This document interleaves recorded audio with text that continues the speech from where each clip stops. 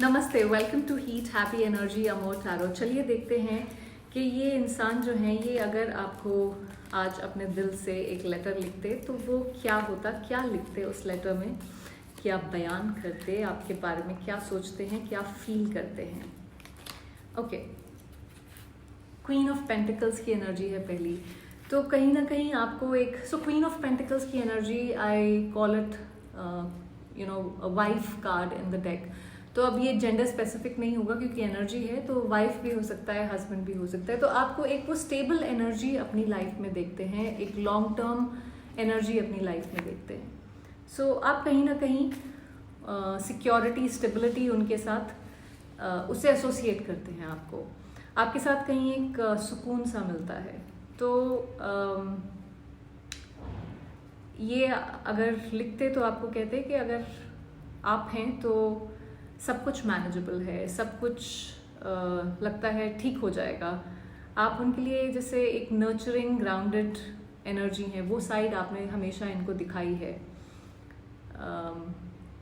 आप मेरी लाइफ का वो एंकर हैं जो हर मुश्किल वक्त में, हर तूफान में मुझे संभालता रहा है। चाहे मैंने कितनी भी गलतियां की हों, पर आप ही वो इंसान थे जो बिना किसी जजमेंट के, जिसने मुझे समझा, मुझे सपोर्ट किया। मैं ये अंदर से एक्सेप्ट करता हूँ कि बिना तुम्हारे मैं इनकम्प्लीट हूँ कहीं ना कहीं।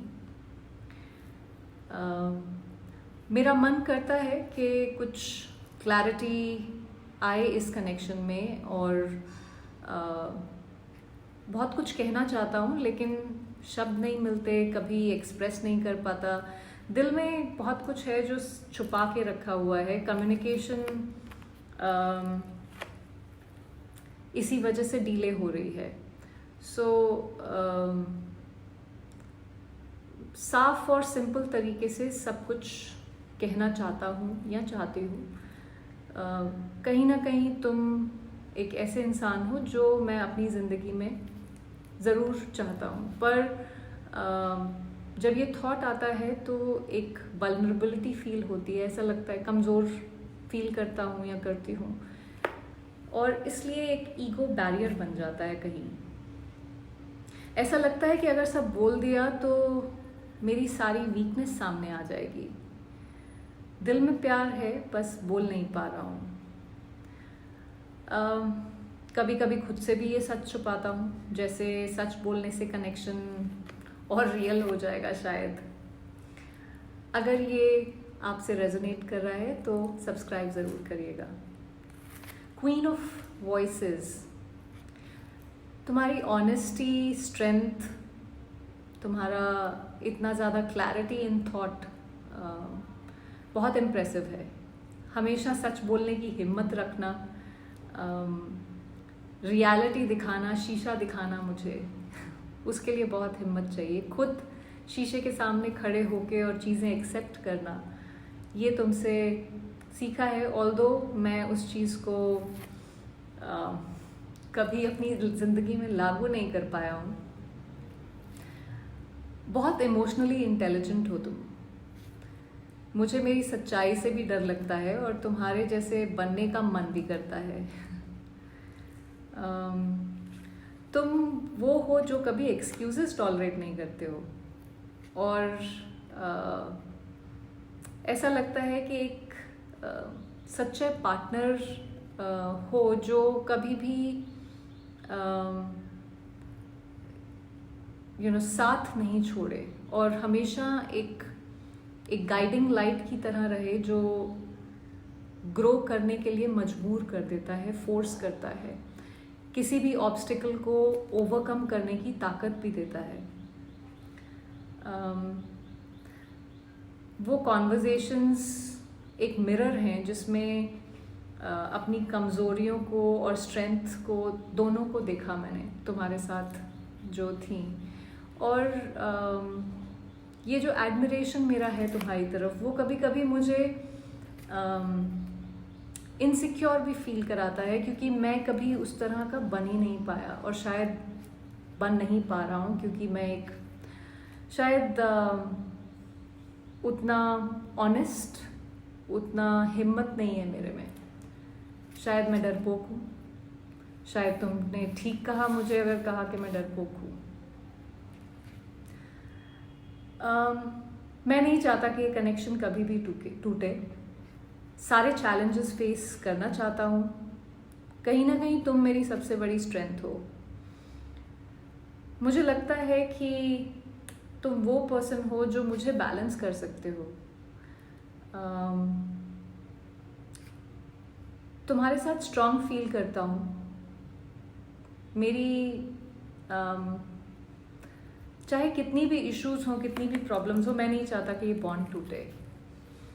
साइलेंटली कहीं ना कहीं ये विश करता रहता हूँ कि एक दिन हम दोनों की सारी मिसअंडरस्टैंडिंग्स क्लियर हो जाएं और एक नई शुरुआत करें हम। और ये डिज़ायर मेरे लिए एक होप का एंकर है। सबसे बड़ा डर मुझे है कि शायद तुम मुझे रिजेक्ट कर दो, क्योंकि मेरी हरकतें ही ऐसी हैं। कभी कभी लगता है शायद तुम आगे बढ़ भी गए हो, और दिल ये एक्सेप्ट नहीं करना चाहता कि मेरे बिना तुम खुश हो। और ये रियलाइजेशन कहीं ना कहीं तंग करती है। ये मेरा सबसे बड़ा फियर है कि कहीं तुम इमोशनली मूव ऑन ना कर जाओ मुझसे। सो ये फियर ही शायद कहीं मेरी मोटिवेशन बन रही है खुद को चेंज करने के लिए। मैं बात करना चाहता हूँ, जल्दी से कम्युनिकेट करना चाहता हूँ। मेरी पेशेंस ख़त्म हो रही है।